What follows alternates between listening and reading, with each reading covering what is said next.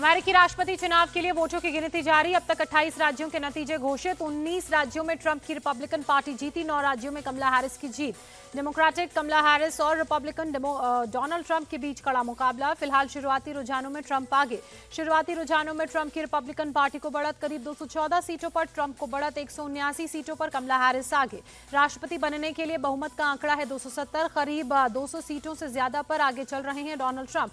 Donald Trump के पक्ष में 54.8% वोट पड़े, कमला हैरिस के पक्ष में 44.4% वोटिंग। वेस्ट वर्जीनिया में डोनाल्ड ट्रंप की पार्टी जीती। ट्रंप के खाते में वेस्ट वर्जीनिया के 4 इलेक्टोरल वोट्स जुड़े।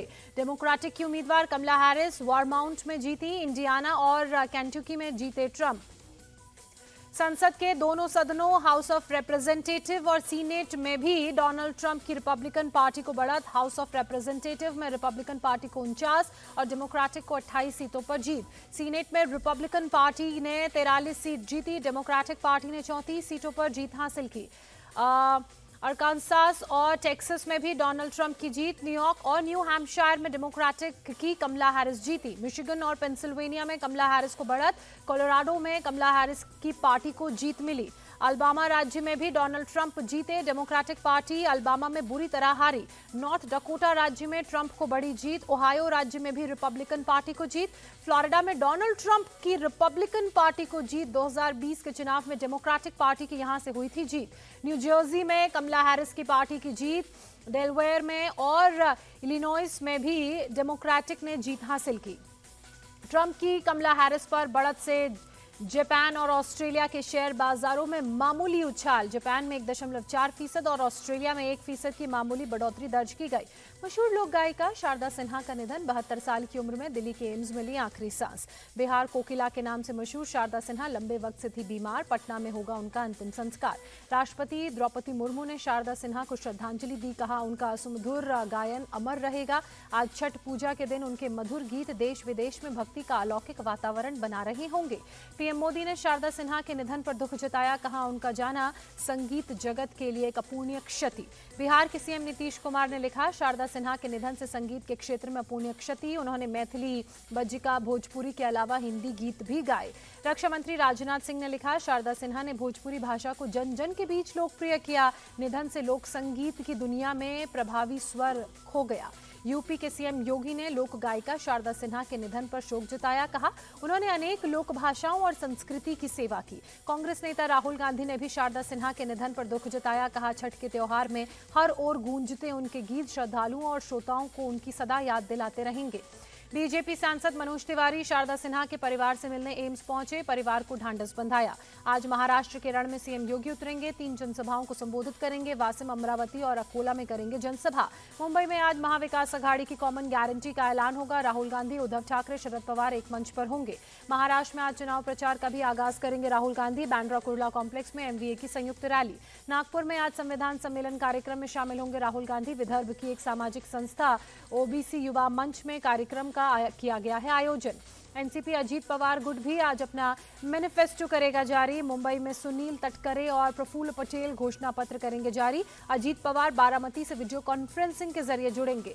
उद्धव ठाकरे आज भिवंडी में चुनावी रैली करेंगे। मुंबई में महाविकास अघाड़ी की संयुक्त रैली में भी लेंगे हिस्सा। एमएनएस प्रमुख राज ठाकरे आज सोलापुर और अमरावती के दौरे पर रहेंगे। पार्टी उम्मीदवारों के लिए करेंगे चुनाव प्रचार।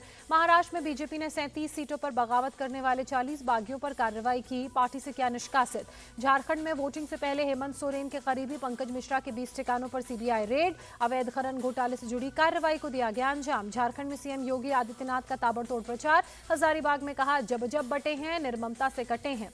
सीएम योगी ने कहा, जातियों के नाम पर बटिए मत, एक रहिए, नेक रहिए। समय बंटने का नहीं है, मोदी के साथ चलने का है। रांची की रैली में बीजेपी पर भड़के मल्लिकार्जुन खड़गे। कहा, बांटने और काटने का एजेंडा बीजेपी और आरएसएस का है। झारखंड के लोगों को इनसे सावधान रहने की जरूरत। आज केंद्रीय कैबिनेट की होगी अहम बैठक। पीएम मोदी करेंगे बैठक की अध्यक्षता। मैसूर शहरी विकास प्राधिकरण स्कैम केस में लोकायुक्त ने सीएम सिद्धारमैया को किया तलब। आज पूछताछ के लिए बुलाया। संघ प्रमुख मोहन भागवत पहुंचे चित्रकूट। आरोग्य धाम के क्षेत्र प्रचारक एवं प्रांत प्रचारकों के साथ चर्चा करेंगे। 7 तारीख तक संघ प्रमुख चित्रकूट में ही प्रवास करेंगे। छठ पर्व का आज दूसरा दिन। शाम को खरना होगा। व्रती दिन भर व्रत रखने के बाद शाम को प्रसाद ग्रहण करेंगे। झारखंड चुनाव के लिए इंडिया गठबंधन का घोषणा पत्र जारी, 7 गारंटियों का ऐलान किया। मैनिफेस्टो जारी करने के बाद मल्लिकार्जुन खड़गे ने कहा, हमने जो गारंटी दी अपने बजट को ध्यान में रखकर दी। मल्लिकार्जुन खड़गे ने पीएम मोदी को भी जवाब दिया, कहा हम जो गारंटी देते हैं उसे पूरा करते हैं, सिर्फ जुमलेबाजी नहीं करते। झारखंड के सीएम हेमंत सोरेन का बयान, हम अपने संवैधानिक अधिकारों के तहत काम करेंगे। बिहार के सुल्तानगंज रेलवे स्टेशन का नाम बदला जाएगा, नया नाम होगा अजगैबीनाथ। बिहार के डिप्टी सीएम सम्राट चौधरी ने कहा, रेल मंत्री के साथ मिलकर जल्द इस काम को पूरा करवाएंगे। दिल्ली में खतरनाक स्तर पर प्रदूषण, नजफगढ़ इलाके में 956 पहुंचा प्रदूषण का स्तर। वजीरपुर में 421 और मुनका में 418 तक AQI दर्ज। जम्मू कश्मीर के बांदीपुरा में सुरक्षा बलों ने आतंकी को मार गिराया। इलाके में सभी सेना की तरफ से जवान ऑपरेशन में जुटे। उत्तराखंड के पौड़ी में सामाजिक सौहार्द बिगाड़ने के आरोप में मोहम्मद आमिर नाम के शख्स को अरेस्ट किया गया। सोशल मीडिया पर अल्मोड़ा बस हादसे की तस्वीर डालकर लिखा, happy Deepawali, free home delivery. Uttar Pradesh के फिरोजाबाद में 45 लोगों को लेकर जा रही बस पलटी, कई लोग घायल, घायलों को अस्पताल में इलाज के लिए कराया गया भर्ती।